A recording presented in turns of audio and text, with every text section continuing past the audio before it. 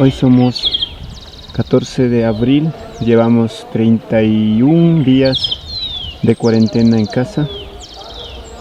En este momento en la comunidad está comunicando que van a organizar una feria comunitaria para que los comuneros puedan intercambiar los productos, hacer una feria de productos, granos, carnes, entre comunidades, dentro de la comunidad.